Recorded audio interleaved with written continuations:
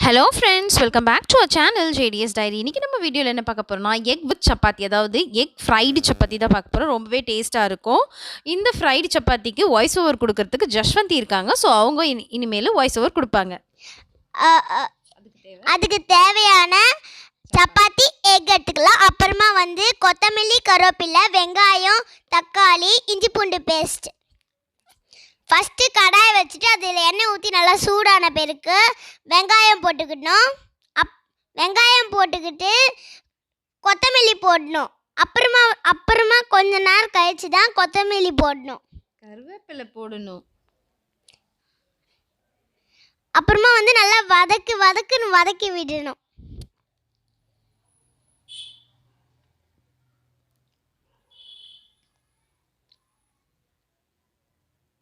நல்லா golden brown ஆகிற மாதிரி வதக்கணும்.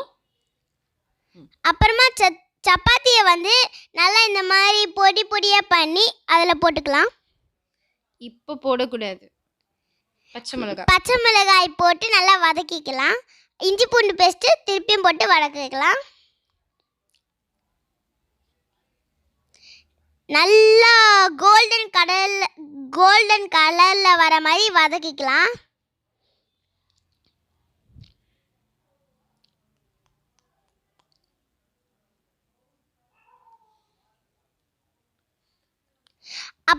அப்புறமா தான் நம்ம தக்காளி போடணும். அது போட்டு நல்லா வதக்கிக்கணும். 2 சப்பாத்தின்றதுனால கொஞ்சமாக ஒரு வெங்காயம், ஒரு தக்காளி அண்ட் ஒரு எக்கு போட்டு செய்கிறேன். இதுவே நீங்கள் நிறைய செய்கிற மாதிரி இருந்தால் அதுக்கேற்ற மாதிரி ஆனியனும் டொமேட்டோவும் எடுத்துக்கோங்க. அதாவது வெங்காயம், தக்காளி அதுக்கேற்ற மாதிரி எடுத்துக்கோங்க. இது நல்லா ஃப்ரை ஆகணும். நல்லா ஃப்ரை ஆனதுக்கப்புறம்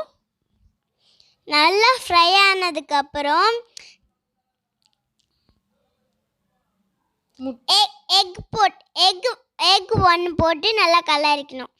ஒரு முட்டையை நல்லா உடைச்சி ஊற்றி இதோட நல்லா மிக்ஸ் பண்ணணும். நல்லா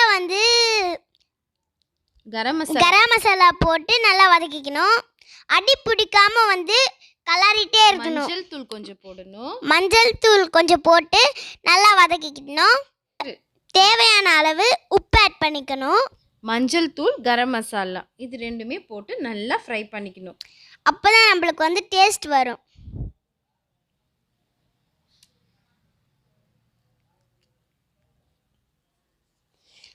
அப்புறமா கொஞ்சம் கொத்தமல்லி போட்டு வதக்கிக்கணும்.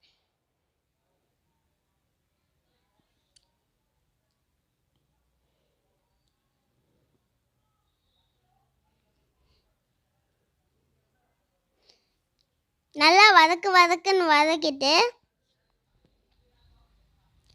சப்பாத்தி நம்ம பொடி பண்ணி வச்சிருந்தோம்ல அதை போட்டுக்கணும். நல்லா குட்டி குட்டி பீஸாக கட் பண்ணி வச்சுருக்க சப்பாத்தியை இப்போ இந்த எக் பொரியலோட நம்ம சேர்த்துடணும்.